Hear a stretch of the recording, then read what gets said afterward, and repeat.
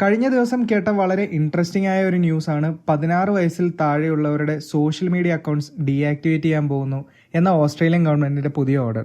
December 10, 2025 പ്രാബല്യത്തിൽ വരുന്ന ഈ നിയമത്തിൽ Facebook, Instagram, TikTok, Snapchat, X, Reddit അതുപോലെ സ്ട്രീമിംഗ് സൈറ്റ്സ് ആയ ട്വിച്ചും കിക്കും ഉൾപ്പെട്ടിട്ടുണ്ട്. എന്നാൽ ഏറ്റവും ഡേഞ്ചറസ് ആയി തോന്നിയ ഒരു കാര്യം പുതിയ അക്കൗണ്ട് ഹോൾഡേഴ്സിന്റെ ഏജ് വെരിഫൈ ചെയ്യാൻ വേണ്ടി പ്ലാറ്റ്ഫോംസ് ഉപയോഗിക്കാൻ പോകുന്ന ടെക്നിക്സ് ആണ്. For example, Snapchat new account holders കൊടുത്തിരിക്കുന്ന ഡേറ്റ് ഓഫ് ബർത്തും അവരുടെ ആപ്പിലെ ബിഹേവിയറും മനസ്സിലാക്കി അവരുടെ അൽഗോരിതം ഉപയോഗിച്ചാണ് ഏജ് ഡിസൈഡ് ചെയ്യാൻ പോകുന്നത്, whether this account holder is 16 or not. TikTok ഒരു പടി കൂടി മുകളിൽ കയറി ഒരു മൾട്ടി ലെയർഡ് അപ്രോച്ച് നടത്തുമെന്നാണ് പറഞ്ഞിരിക്കുന്നത്. Various technologies including AI, signals, usage patterns ഇതൊക്കെ വെച്ച് യൂസറിന്റെ ഏജ് കൺഫേം ചെയ്യും എന്നാണ് പറയുന്നത്. നമ്മൾ ഇൻസ്റ്റയിൽ കയറി 4 കാറിന്റെ വീഡിയോ കണ്ടാൽ പിന്നെ ഫീഡ് മൊത്തം കാറാകുന്നത് പോലെയാണ് നമ്മുടെ ഓരോ ബിഹേവിയറും, ഇൻട്രസ്റ്റ് ചേഞ്ചസും, ടൈമും എല്ലാം ഡേറ്റയാണ്.